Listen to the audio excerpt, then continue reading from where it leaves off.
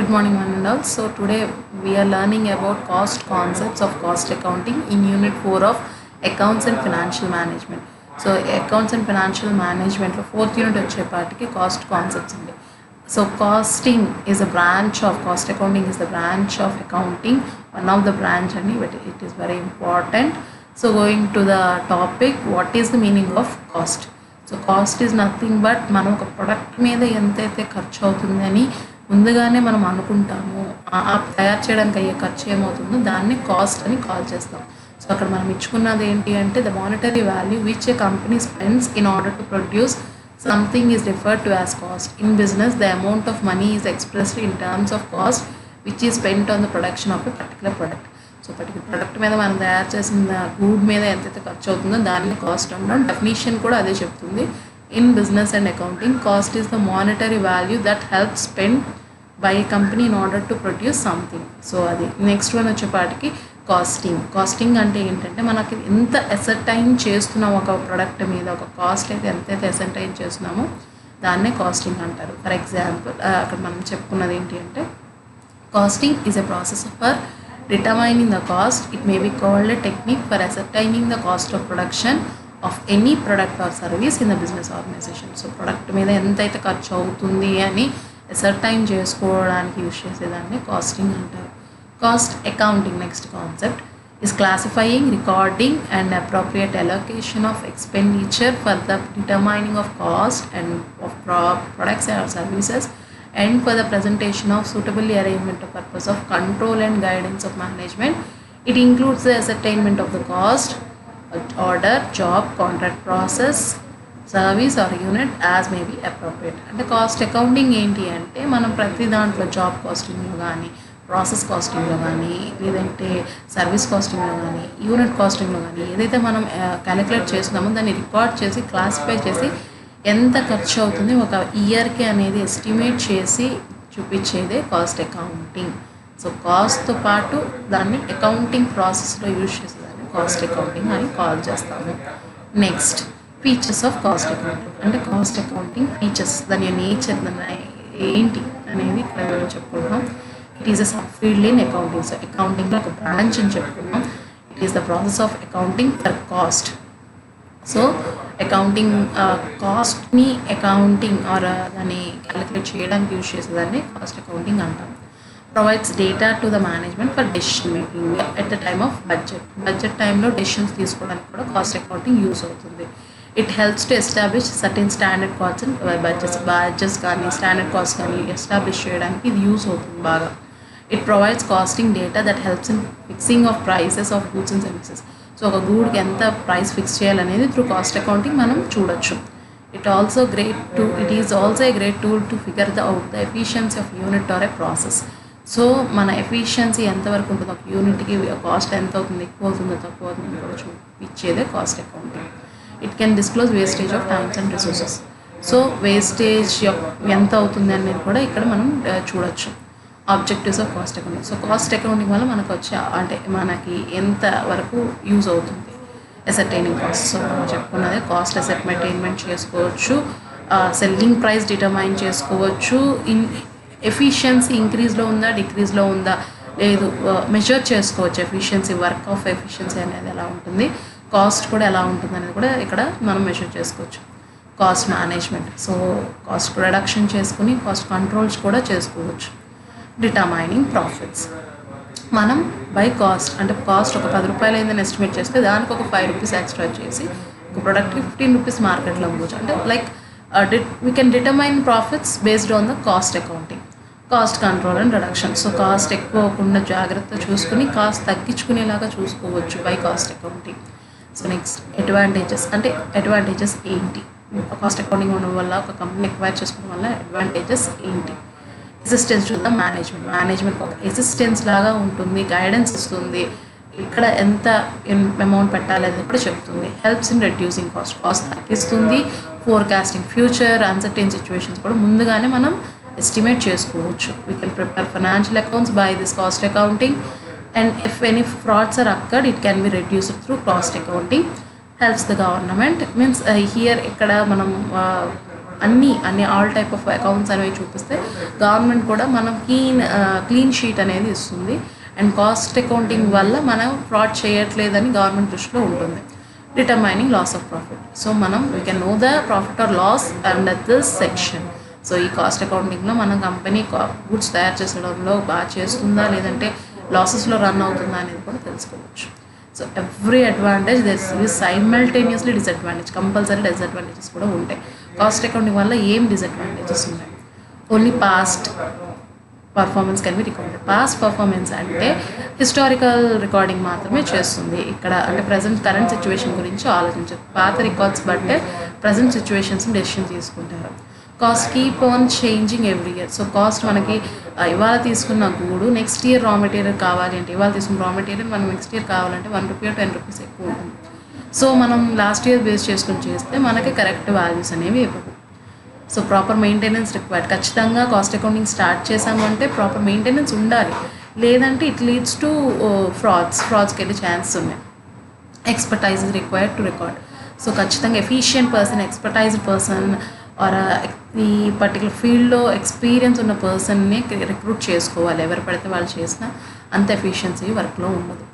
Complex system. So it is not that much easy to understand. It somehow it is have some complex situations. So we have to reduce those complex situations. అవి reduce చేసుకోవాలి. So complex అంటే అందరికీ అర్థం కాదు. So కొంచెం difficult ఉంటుంది ఈ topic అనేది. సో ఎవరైతే ఎక్స్పర్టైజ్ పర్సనే తీసుకోవాలి. ఫ్రెషర్ తీసుకుంటే ఈ పర్టికులర్ దాంట్లో వాళ్ళకి అర్థం కాదు అండ్ వాళ్ళు ట్రైన్ అప్ అవ్వాలి. Costly to maintain. Small business కన్సర్న్స్కి కాస్ట్ అకౌంటింగ్ అనేది ఎఫర్ట్ చేయలేని విషయం. సో అందుకే ఇది కాస్ట్ అనేది కూడా ఎక్కువ ఉంటుంది, కాస్ట్ అకౌంటింగ్ అనేది. సో అందుకే స్మాల్ బిజినెస్కి అది అడాప్ట్ చేసుకోరు, బిగ్ కన్సర్న్స్ మాత్రం తీసుకుంటారు. So next move to the next topic, classification of cost. Cost అనేది ఎన్ని విధాలుగా డివైడ్ అయింది. By nature, by base of the nature, by base of functional classification, base of behaviour, managerial decisions. So basis of nature వచ్చేపాటికి direct material, direct labour, direct expenses, overheads ఇవన్నీ ఉంటాయి. Whereas going to the direct ఓవర్ హెడ్స్లో మళ్ళీ indirect material, indirect labour, indirect expenses ఉంటాయి. So production functional క్లాసిఫికేషన్లో we have production, administration, distribution. So ఈ cost అనేవి ఇక్కడ చూస్తాం. బిహేవియర్లో వచ్చేపాటికి ఫిక్స్డ్, వేరియబుల్, మిక్స్డ్. సో మేనేజీరియల్లో వచ్చేపాటికి కంట్రోలబిలిటీలో మీద, మేనేజీరియల్ డెసిషన్స్ మీద ఉంటాయి, which are controllable and non controllable. So కంట్రోలబుల్లో కూడా మళ్ళీ డిఫరెంట్ థింగ్స్ అనేవి ఉంటాయి. సో మేనేజీరియల్ డెసిషన్స్లో marginal costing, out of pocket costing, ఇలా డిఫరెంట్ కాస్టింగ్స్ అనేవి కూడా ఇందులో ఇంక్లూడ్ అయినాయి. So this is about the classification of cost. So going to the next topic, types of costing. So costing అనేది ఎన్ని టైప్స్గా ఉన్నాయి. So going to the first one, the determination of historical costing. So కాస్టింగ్లో different టైప్స్ని ఏదైనా ఒక company ఏదైనా ఒక costing type of దాన్ని అడాప్ట్ చేసుకోవచ్చు. సో ఇక్కడ historical costing, first one we are talking about historical కాస్టింగ్లో the determination of expenses subsequent to their occurrence. అంటే హిస్టారికల్ కాస్టింగ్లో కాస్ట్ ఎలా రికార్డ్ చేస్తామంటే ఆల్రెడీ రికార్డ్ అయిన కాస్ట్ని చూసి అది తీసుకుని దాని మీద డెసిషన్స్ అనేవి తీసుకునే ఛాన్సెస్ ఉన్నాయి. సో అది historical costing. Going to absorption costing. ఇక్కడ ఏంటంటే the process of allocating all expenses, both fixed and వేరియబుల్ని అలొకేట్ చేసుకుని ఆపరేషన్స్కి, ప్రాసెస్కి, గూడ్స్ వీటిని యూటిలైజ్ చేయడానికి అన్ని ఫిక్స్డ్ కాస్ట్, వేరియబుల్ కాస్ట్ అన్నీ అలొకేట్ చేసుకునేది absorption costing. Next direct costing, the process of allocating all direct expenses to the ప్రొడక్ట్కి ఆల్ డైరెక్ట్ ఎక్స్పెన్సెస్ ఏమైనా డైరెక్ట్ మెటీరియల్, డైరెక్ట్ లేబర్ అన్నీ కూడా యాడ్ చేసుకుని, so process or activities and writing off any indirect cost అంతా minus చేసి pure direct cost అనేది తీసుకుంటాము. Next marginal costing వచ్చేపాటికి the process of separating fixed cost from variable cost. So fixed కాస్ట్లోంచి variable cost minus చేసి, ఎందుకు అంటే variations అంటే మన ప్రొడక్షన్ వాల్యూమ్లో వేరియేషన్స్ అనేవి ఎంతలాగా ఎఫెక్ట్ చేసుకున్నాయి దానికోసం మనం మార్జినల్ కాస్టింగ్ అనేది చేస్తాం. Next standard casting. So the process of creating and utilizing standard cost, comparing them to the actual prices and add on any deviations to identify cause and site of occurrence. So ఇక్కడ మనం ఏం చేస్తామంటే standard కాస్ట్లో utilizing standard cost, comparing the actual prices నుంచి మనకి ఏవైతే deviations ఉన్నాయో వాటిని కంపేర్ చేసుకుని, సో దానివల్ల అసలు అది రావడానికి ఎందుకు ఆ డీవియేషన్స్ రావడానికి ఏంటి కారణం అనేది రెక్టిఫై చేసి, సో దానివల్ల ఏమైనా ప్రాబ్లమ్స్ ఉన్నాయో చూసుకుని చేసేదే స్టాండర్డ్ కాస్టింగ్. అంటే యాక్చువల్ కాస్టింగ్ కోసం చేస్తాం. యూనిఫామ్ కాస్టింగ్ ఇది వచ్చేపాటికి same costing practices and principles by multiple projects. అంటే నెంబర్ ఆఫ్ ప్రాజెక్ట్స్ ఎక్కువ తీసుకున్నప్పుడు, ఆ నెంబర్ ఆఫ్ ప్రాజెక్ట్స్ తీసుకున్నప్పుడు ఎక్కడన్నా అన్నిట్లో సేమ్ కాస్టింగ్ మెథడ్స్ యూజ్ చేస్తున్నామా లేదా అనేది, అప్లై చేసామా లేదా అనేది కూడా చెక్ చేసడానికి యూజ్ చేసేది uniform costing. These are the types of costing which are under cost accounting. Next point the cost unit. అంటే unit of a quantity of product. అంటే ఒక ప్రొడక్ట్కి ఎంత కాస్ట్ అవుతుంది, పర్ యూనిట్ ఎంత కాస్ట్ అవుతుంది అనేది క్యాలిక్యులేట్ చేసేదాన్ని కాస్ట్ యూనిట్ అంటాం. సో అక్కడ ఒక డెఫినేషన్ ఇచ్చారు, చూద్దాం. A cost unit is defined as a unit of quantity of product, service or time, or in combination of these relation to which cost may be ascertained or expressed. So oka unit of quantity of a product or service or time వాటి మీద per యూనిట్ని calculate చేసుకునే దాన్నే మనం cost unit అని call చేస్తాం. In other words, a cost unit is standard or unit of measurement of the goods manufactured or services rendered. So మనం చేసిన manufacturing మీద, సర్వీసెస్ మీద దాని మీద పర్ యూనిట్ క్యాలిక్యులేట్ చేసేదాన్ని cost accounting or cost unit అంటాం. Going to the cost center. So center, a cost center or a revenue center is a business unit within an organization that performs a function to ensure business operations. So business operations ensure చేసుకోవడానికి వాడేదాన్ని cost centre అంటారు. Means it is not a place. Centre అంటే place అనుకుంటాం, కానీ ఇక్కడ ఏంటి అంటే మనం functional operations ఎక్కడైతే చేస్తున్నామో దాన్ని కాస్ట్ సెంటర్ అని కాల్ చేస్తాం. So it does not directly generate revenue. Cost centre can be any department of your unit if the business which is responsible only towards the cost incurred by it and it is not responsible towards generation of the revenue or usage of the assets. అంటే మనం cost సెంటర్లో ఎంత cost అయితే మనం use చేస్తున్నారు, department అనేది ఎంత use చేస్తున్నారు అనేది చూసేదాన్ని కాస్ట్ సెంటర్ అని కాల్ చేస్తాం. దాంట్లో టైప్స్ ఉన్నాయి.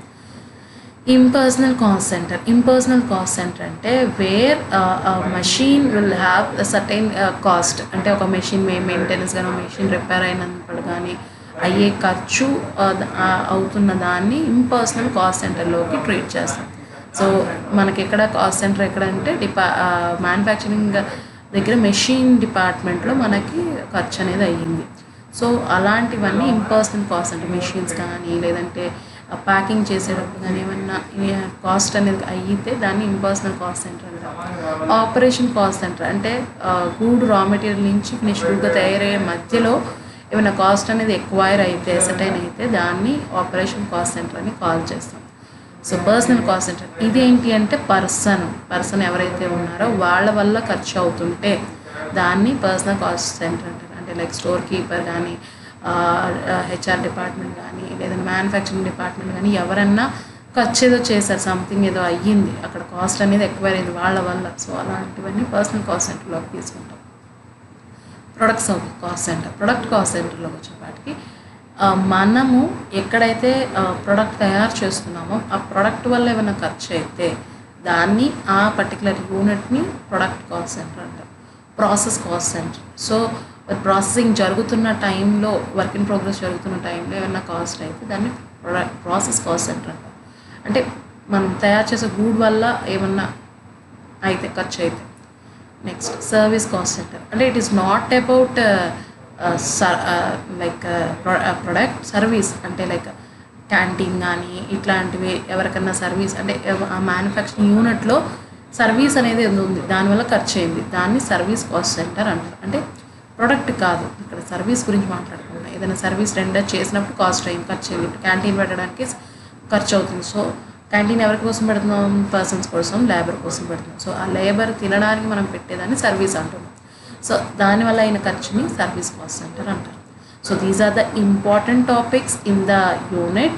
So by this we can learn what is cost and what is cost accounting, how many types are there, what are the classifications, cost unit అంటే ఏంటి, కాస్ట్ సెంటర్ అంటే ఏంటి, ఇవన్నీ కూడా మనం నేర్చుకోవచ్చు. So this is about the topic. Thank you.